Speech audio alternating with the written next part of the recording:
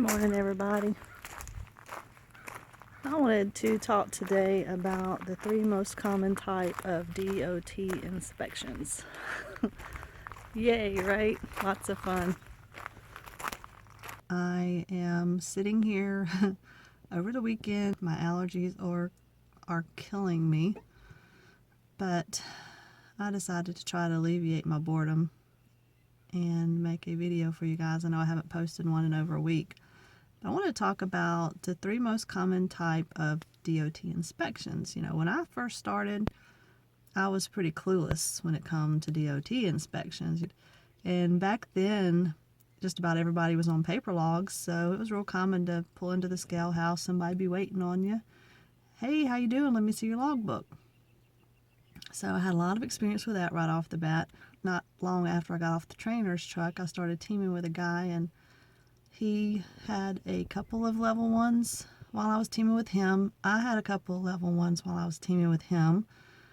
And on one of the occasions, you know, he was actually awakened in the back, and the officer says, well, aren't you going to be a gentleman and get out and pop the hood? So I specifically remember that level 1 because he was kind of freaked out, like, dude, I'm in the bunk. I'm supposed to be sleeping.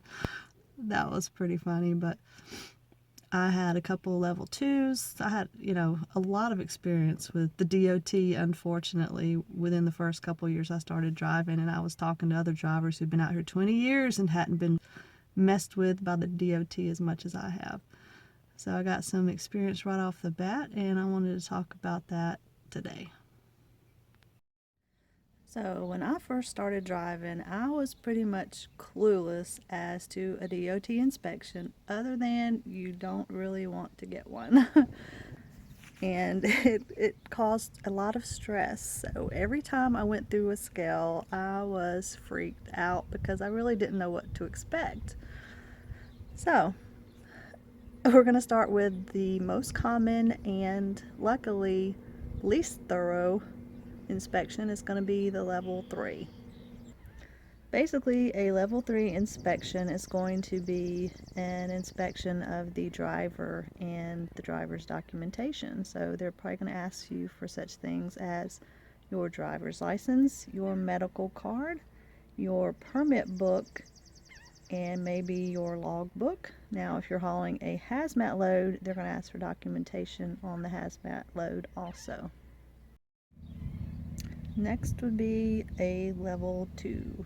So a level 2 is going to include everything I mentioned in a level 3, and they're also going to do a walk around of your truck and trailer, and everything that they can visually inspect from a walk around, that's what they're going to do. Then leads us to the most severe or thorough, if you want to put it that way, level 1 inspection. So in a level 1, they're going to do everything mentioned in level 3 and level 2. And they're also going to go up under your truck and trailer and inspect everything they can. Then they're going to come up to the cab and check everything they can inside of that cab. Probably get you to do a brake test, you know, honk the horn, everything. Remember when you were going to school and you had this long list of over 100 items you had to learn for your pre-trip? That's your level 1. So keep on top of your routine maintenance, do your pre-trip, and you know, I have a routine as a flatbed driver. Every time I stop, I have to walk around and do a load check. So that's just, you know, a habit I've gotten into over the years. Even before I started pulling a flatbed, I do checks throughout my day. So every time I stop, I do a walk around. While I'm in the back, I stick my head under the trailer, see if I see anything. While I'm getting fuel, I will lift the hood, check out the engine compartment. You know, I'm constantly looking for stuff. If I can find something now and fix it before it gets bad and leaves me stranded on the side of the road, it's going to save me a lot of time and money. So do your walk-arounds, do your pre-trips, do your checks throughout the day, and stay on top of everything. You should be okay.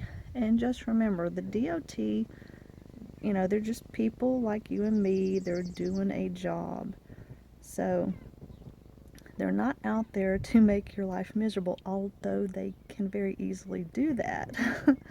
So just give them the respect that you would want them to give you, and everything should go fine.